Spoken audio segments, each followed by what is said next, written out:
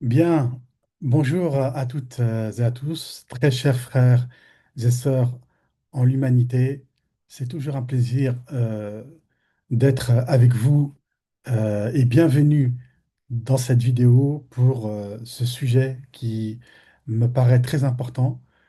إخواني وأخواتي الناطقين باللغة العربية السلام عليكم ورحمة الله تعالى وبركاته. Donc, suite à notre émission Voyager avec nous de hier, nous nous sommes rendus compte qu'il y avait beaucoup de questions et beaucoup de malentendus aussi qu'on a pu voir ici et là à travers les réseaux. Et c'est la raison pour laquelle aujourd'hui j'ai souhaité prendre langue et faire cette vidéo pour justement suite à l'intervention de notre PDG, puisque vous savez que notre PDG initialement n'avait pas prévu de se montrer pour parler de la suite, mais voulait faire juste un On News 17, mais il a jugé qu'il était nécessaire qu'il puisse s'entretenir avec nous, parler, pour éviter tous les mal, enfin tous les des sous-entendus, enfin des malentendus plutôt. Et donc, malgré tout, on a pu voir que certaines choses n'ont pas été très bien comprises. Donc, je prends la parole aujourd'hui pour essayer, en tout cas, je l'espère, de clarifier certaines choses. Donc, ça va me permettre un petit peu de reprendre les points sans pour autant, comment dire, reprendre tout ce qui a été déjà dit de par les leaders qui l'ont très bien fait également, mais toujours avec cette approche de la vision surtout, et qui me tient à cœur et qui tient à cœur aussi à notre PDG. Et en ce moment, effectivement, nous traversons une phase qui peut effectivement paraître étrange pour certains, une phase où tout semble calme, euh, où tout est presque silencieux. Les formulaires, ils ont été remplis.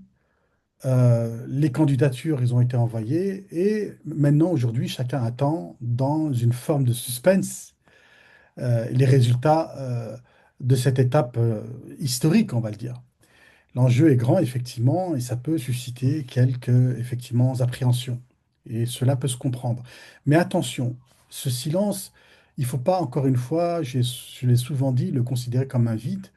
Ce n'est pas une pause, c'est vraiment un espace, on va dire, de gestation, hein. Quelque chose est en train de se construire à la fois dans l'invisible, mais aussi dans le visible. Beaucoup se demandent qu'est-ce qui se passe réellement? Que se passe-t-il réellement? Pourquoi certains semblent avoir été sélectionnés, d'autres pas, hein? Je reprends un peu les questions que j'ai pu voir ici et là à travers certains groupes ou dans les réseaux. Que devons-nous faire maintenant aussi? C'est parfois certaines questions. Toutes ces questions-là, en réalité, elles sont légitimes, d'accord? Certains sentiments et émotions peuvent euh, nous gagner et ils sont légitimes aussi, comme comment les gérer? Les sentiments de la peur, de l'inquiétude, de l'appréhension. Donc, en fait, je l'ai dit hier dans l'émission, c'est des émotions qui sont normales, on doit les accueillir, on ne doit pas comment dire, les repousser d'une seule traite, mais les accueillir, mais ne pas réagir quand elles arrivent. De toute façon, elles sont là, ces émotions. Donc, quand on réagit, on se précipite et on s'abandonne à des interprétations abusives. Et on tombe même parfois dans la conjecture, ou même parfois on cède à la peur. Et la peur, vous savez très très bien que lorsqu'on est animé par celle-ci, alors on se retrouve à faire des choses de manière totalement inconsidérée, de manière totalement, comment dire, euh, des choses qu'on ne maîtrise pas, qu'on ne maîtrise plus. Donc il faut attendre avant de se forger une véritable opinion. Il ne faut pas réagir. Il faut toujours prendre le temps d'accueillir ces émotions-là, de comment dire, de les accueillir avec sérénité, attendre et transformer tout cela en quelque chose de positif, en attendant que certains prennent langue, qu'ils expliquent s'ils ont mieux compris que nous. Et ensuite, avec ce temps-là d'attente, de patience, à ce moment-là, on peut se faire forger une véritable opinion.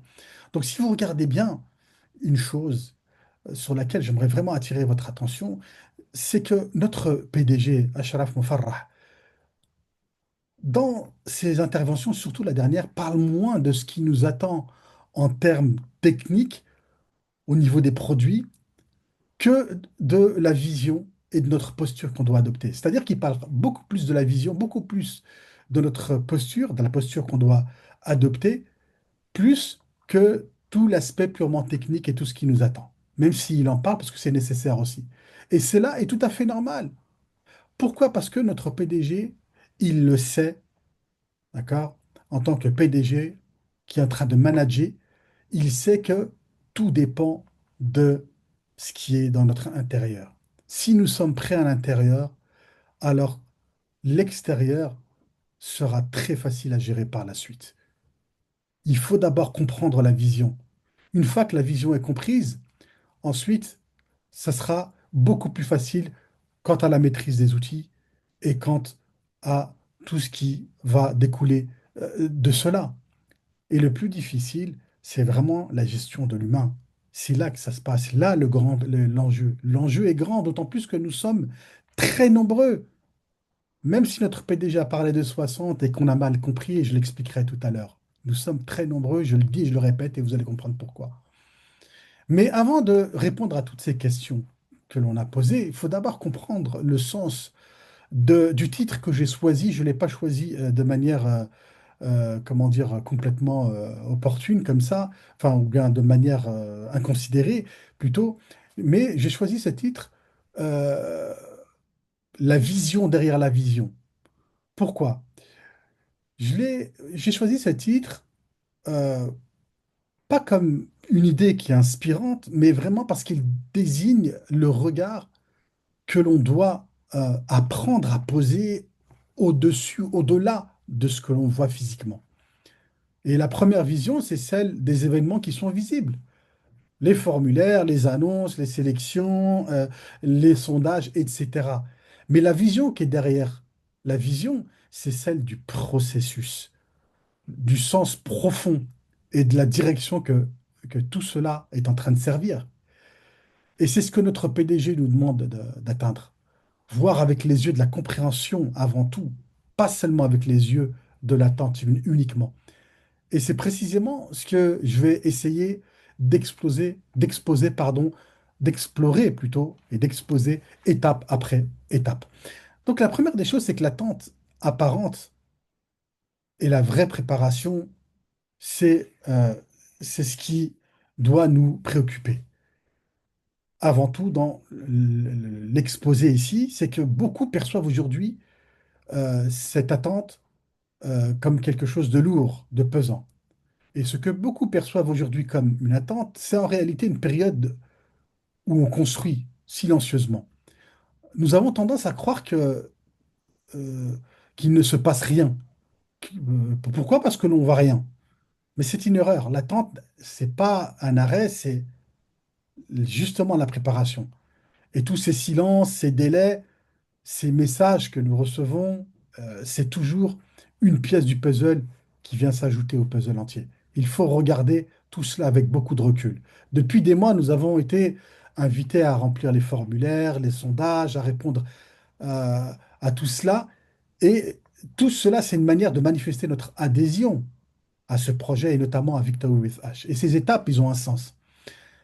Elles nous ont obligés à réfléchir pour ceux qui ont pris le temps de le faire, à clarifier nos intentions. Et rappelez-vous, je vous ai toujours dit que l'intention, dès le départ, elle doit être claire dans notre esprit pour déclencher l'action, mais qu'elle doit être sans cesse renouvelée. Donc, la clarification de nos intentions et aussi à mesurer notre engagement, tout ça. Et tout cela sert à mobiliser. Donc, ce n'est pas du temps de perdu, c'est vraiment du temps qu'on investit dans la maturité de notre projet. Ensuite, c'est là que tout se joue. Quand on parle de vision derrière la vision, c'est comprendre ce que signifie cela. Et comprendre ce que signifie cela, c'est que pour voir plus loin, il faut d'abord apprendre à voir autrement, hein. La vision derrière la vision, c'est pas un concept abstrait. C'est vraiment cette posture que l'on va adopter intérieurement.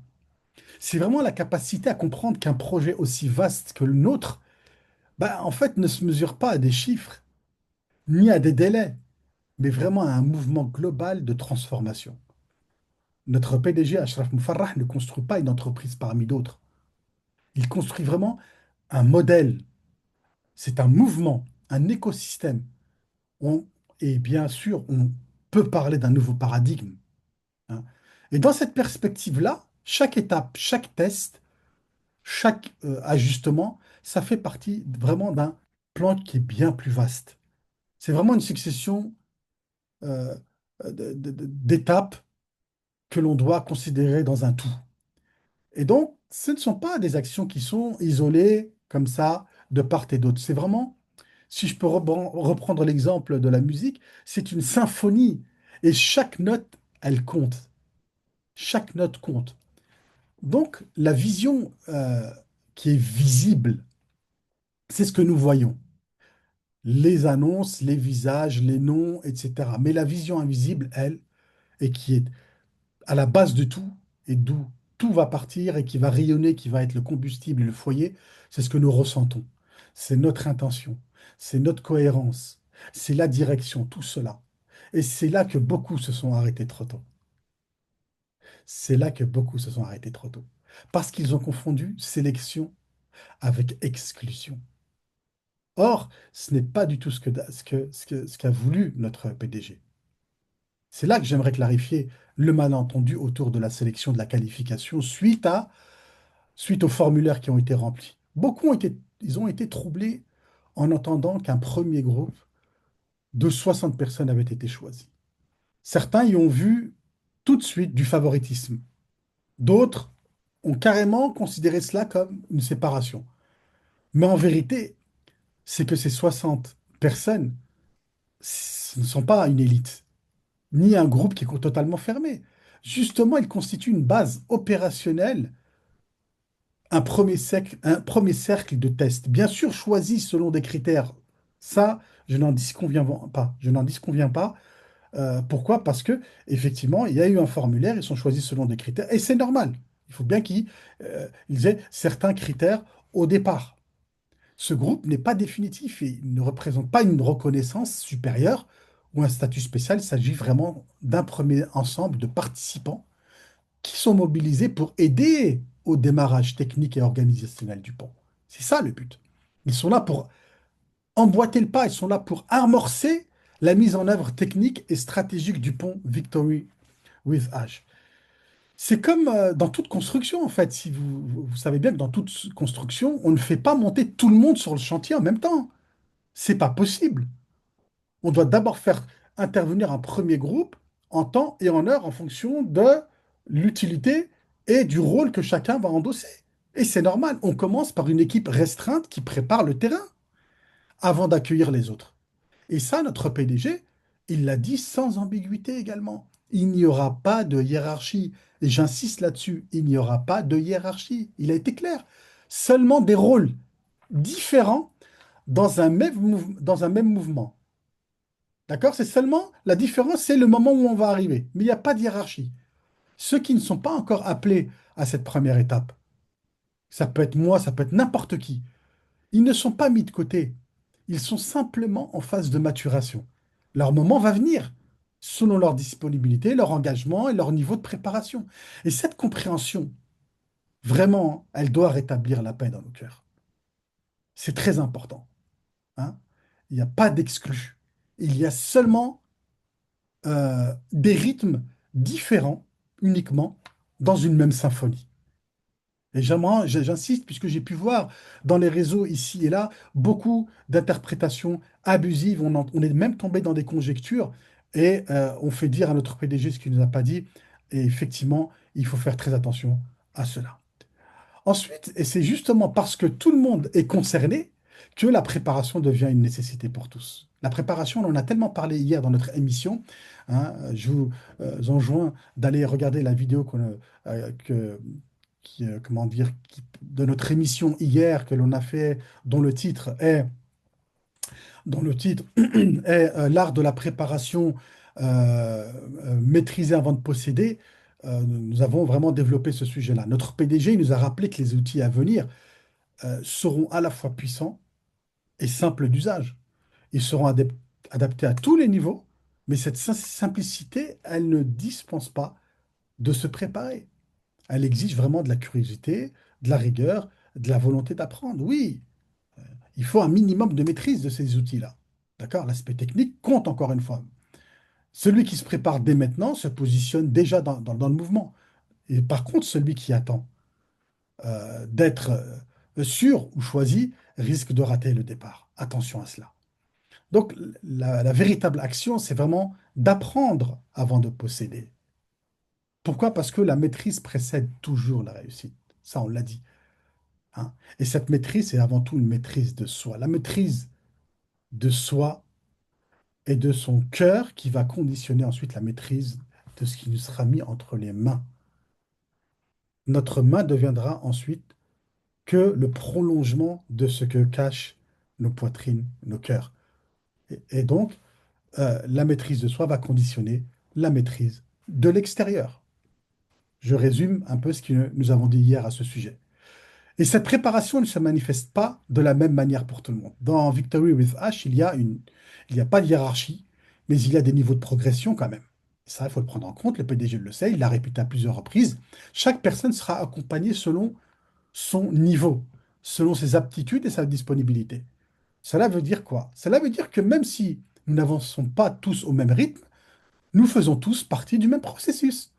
Vous voyez, cette vision qui revient encore, l'inclusion où tout le monde comment dire, est pris en compte, hein. Certains franchissent aujourd'hui une étape décisive, d'autres s'y préparent encore, mais tous avancent vers la même direction et la même vision. Ce n'est donc pas une question de rôle attribué, c'est vraiment une question de rythme personnel dans un mouvement qui est collectif.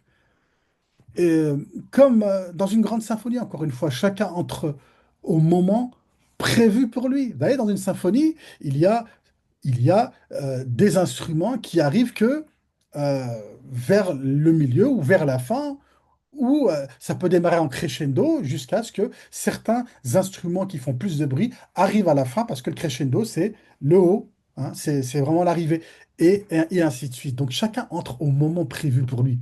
Et c'est cette harmonie des temps, des voix et des talents qui va produire la beauté de l'ensemble, hein.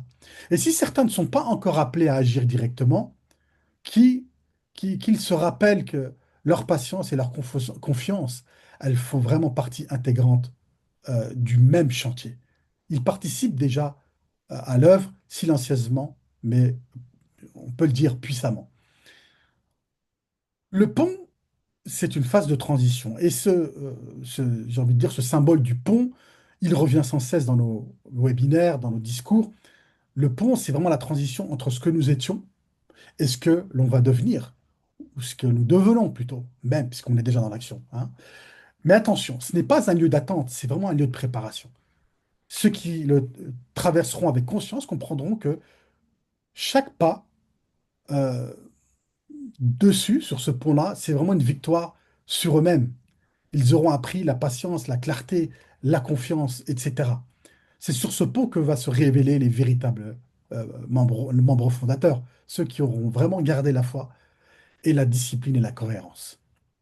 Mais rien de tout cela n'a de sens dans l'union et la gratitude. Je reprends vraiment tout ce que le notre PDG Achraf Moufarrah a évoqué dans son webinaire, hein.